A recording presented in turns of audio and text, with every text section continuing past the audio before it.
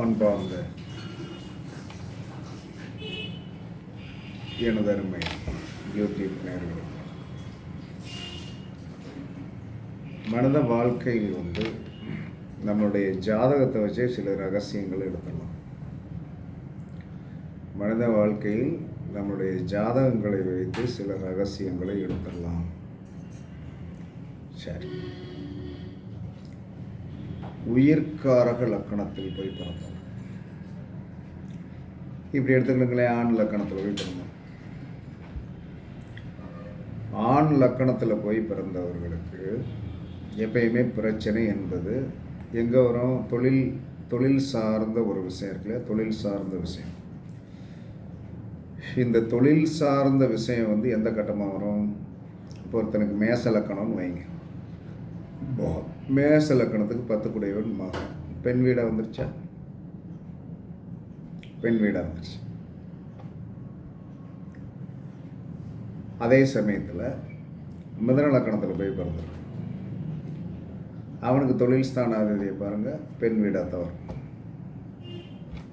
இது எல்லாம் இது யாருக்கும் தெரியாது. தெரிஞ்சதுன்னு தானே அப்படிங்கிறதுல யாரும் சொல்ல முடியாது. என்ன காரணம் இதையா இப்போ என்ன விளக்க போகிறேன் அப்படின்னு சொன்னோம்னா, இப்போ இந்த ஆண் ராசி லக்கணத்தில் போய் பிறந்தவர்களுக்கு ஃபுல்லாமே அவர்களுக்கு பிரச்சனை, அவர்களுடைய தொழில் சார்ந்த கட்டங்கள் பெண் வீடாகத்தான் வரும். பெண் வீடாகத்தான் வரும். அதே சமயத்தில் பெண் லக்கணங்களில் போய் பிறந்தவர் யாருமே பெண் லக்கணத்துலேயும் பிறக்கலாம், ஆண் லக்கணத்துலேயும் போய்க்கலாம். ஆண் தான் ஆண் லக்கணத்தில் போய் பிறக்கணுங்கிற அவசியம் கிடையாது, பெண் தான் பெண் லக்கணத்தில் போய் பிறக்கணுங்கிற அவசியம் கிடையாது. அப்போ நீங்கள் என்ன செய்யணும் அப்படிங்கிறத யோசனை பண்ணி பார்த்துக்கணும். எப்போ ஆண் லக்கணத்தில் போய் பிறந்துட்டீங்கன்னா நீங்கள் தொழில் நன்றாக இருப்பதற்கு பெண் தெய்வத்தை தான் கும்பிடணும். பெண் தெய்வத்தை தான் கும்பிடணும். பெண் லக்கணத்தில் போய் பிறந்தவங்க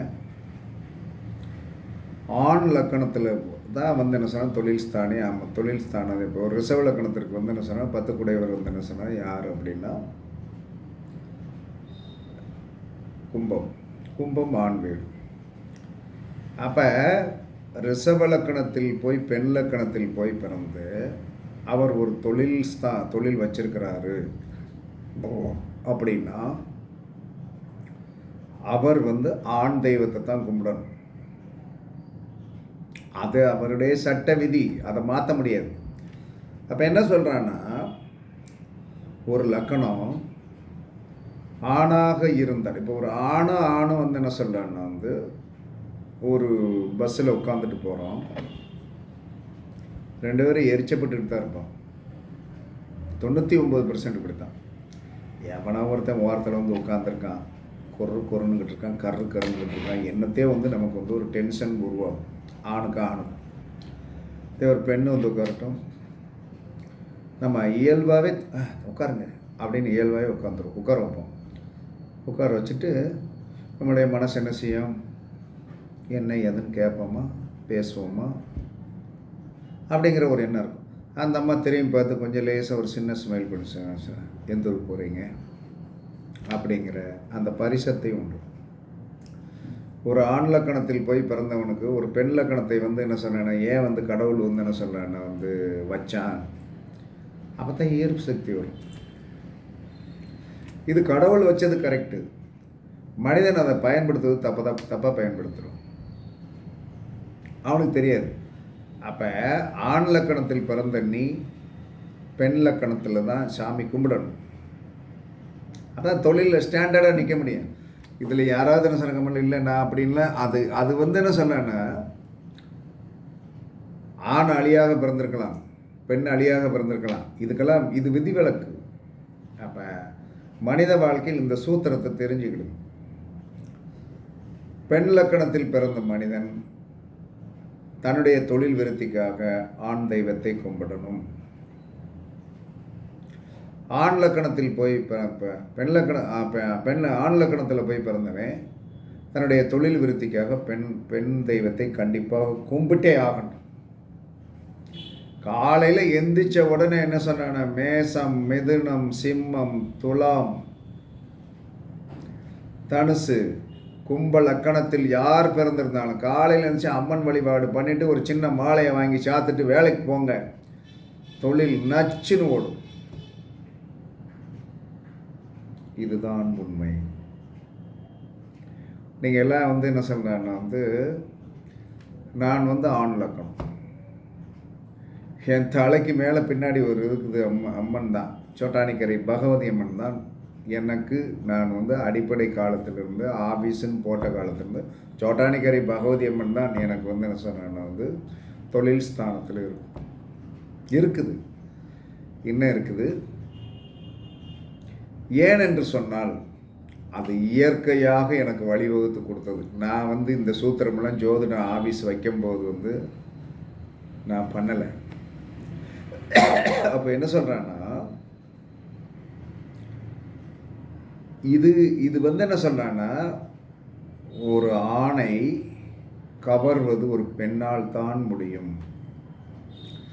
ஒரு பெண்ணை கவர்வதற்கு ஒரு ஆணால் தான் முடியும். ஆண் படக்குன்னு போய் ஹலோ அப்படிம்பா, பெண் படக்குன்னு ஹலோன்னு சொல்ல மாட்டாங்க, அவ்வளோதான். ஆனால் அவர்களுக்கு அந்த ஆசை இருக்கிறதா இல்லையா அப்படின்னு எல்லாம் இருக்கு.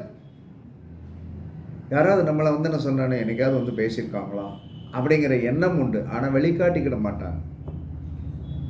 இனி யாராக அலுவலகம் வைத்திருந்தாலும் என்ன செய்யணும், நீங்கள் கண்டிப்பாக என்ன செய்யணும், உங்களுடைய அலுவலக பெயரை பெண்ணாக மாற்றிக்கொள்ளுங்கள். பெண் பெயரை வச்சுக்கிடுங்க, நல்லா ஓடும், எந்த பிரச்சனையும் இருக்காது, ஒரு பிரச்சனை இருக்காது, நல்லா இருப்பீங்க. ஓகே, இவ்வளோதான் பிரச்சனை. அப்போ இதை செய்யுங்க, கண்டிப்பாக வாழ்க்கையில் முன்னேறி வந்துடுவீங்க. இதான் ஆண். இப்போ நீங்கள் பெண் லக்கணத்தில் போய் பிறந்திருக்கீங்க, ஆண் தெய்வத்துண்டான பேரை வைங்க. அது என்ன அதில் உங்களுக்கு ஃபேவரட் யார் பிடிச்சது என்ன வேணாலும் வைங்க. நீங்கள் தொழிலில் கொடிகட்டி பரப்பீர்கள், நல்லா வந்துடும், நல்லா வந்துடும். உங்களுடைய லக்கணம் எப்போ வேணாலும் வேலை செஞ்சிட்டே இருக்கு. உங்களுடைய லக்கணம் எந்த ரூபத்தில் என்ன சொன்னால் வேலை செய்து கொண்டே இருக்கும். லக்கணத்துக்கு அவ்வளோ மரியாதை. இது லக்கணத்திற்கு மட்டும்தான். லக்கணாதிபதி நின்றடா அதுக்கெல்லாம் என்ன சொன்னால் போய் என்ன சொன்னால் குழப்பத்தை கொண்டு பண்ணிகிட்டு இருக்காதீங்க. இதில் இன்னொரு பிரச்சனை,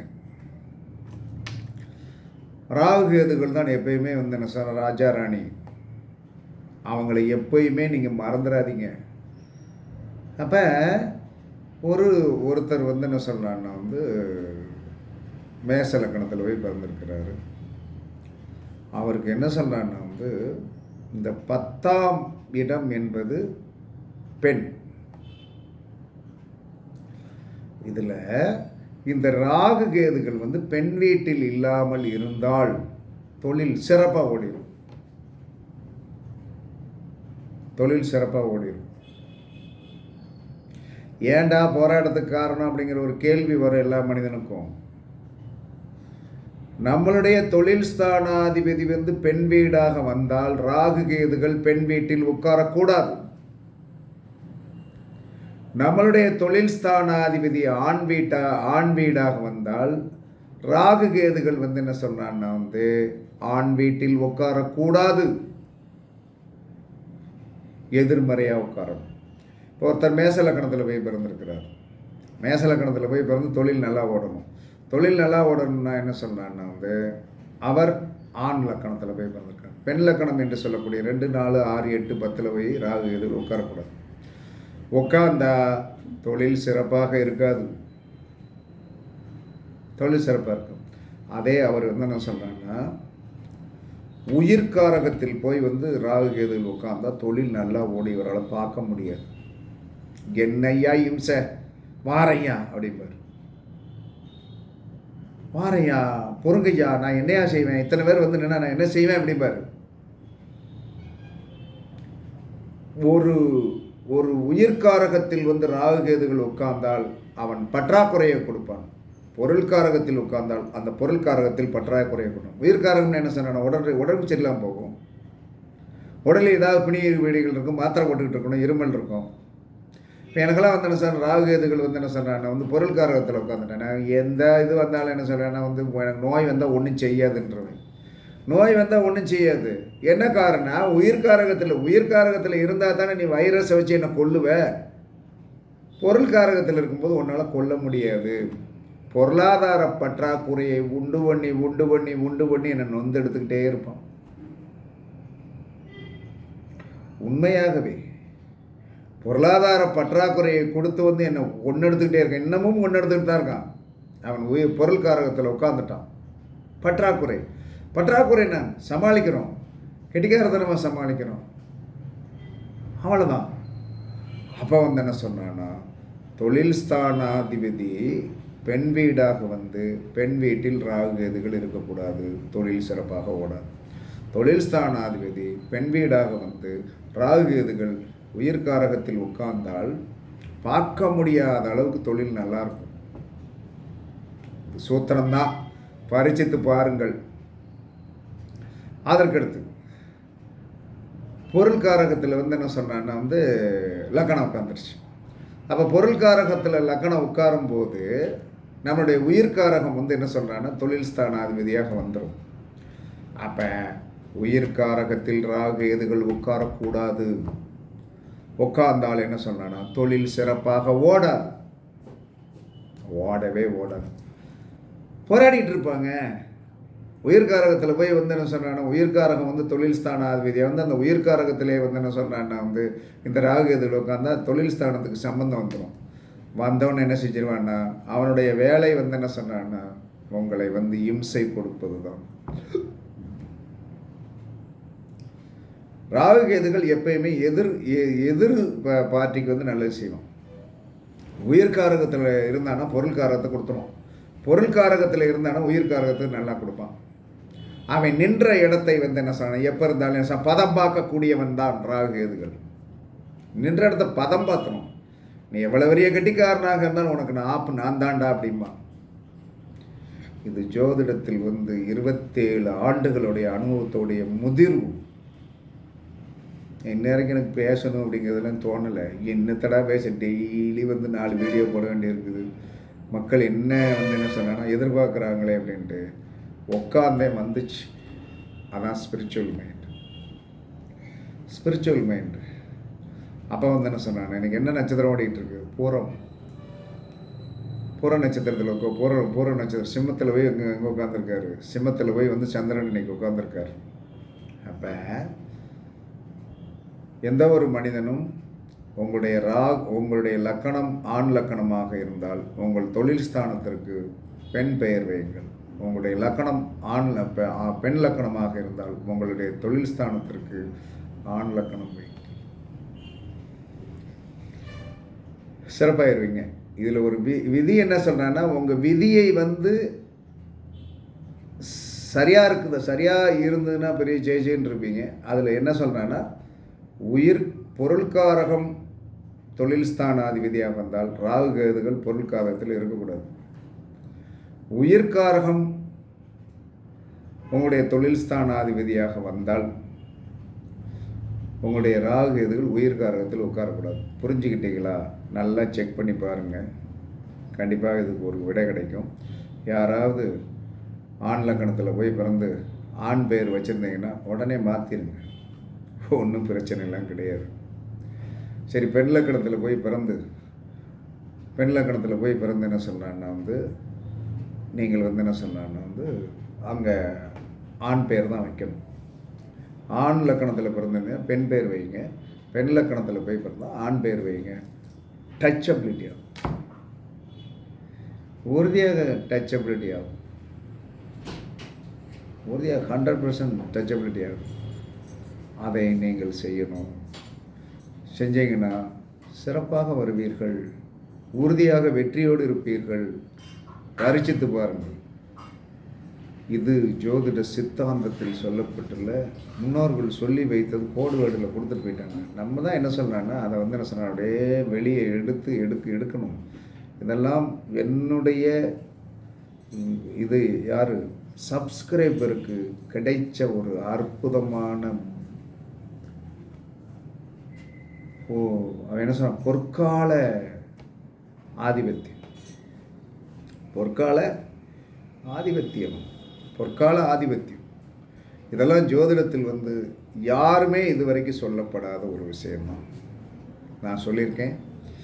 கண்டிப்பாக எல்லோரும் நல்லா இருக்கணும், யாரும் குறைஞ்சி போயிடக்கூடாது. ஒருத்தர் ஜாதகம் பார்க்க வருவாங்க, வரமாட்டாங்க, அதெல்லாம் அவங்களுடைய கர்மவினை. ஆனால் எல்லோரும் நல்லா இருக்கணும். யாரும் மனச்சங்கடத்தோடு இருந்து ஒரு நிம்மதி இல்லாமல் இருந்தால் நமக்கு என்ன கிடைக்க போகுது?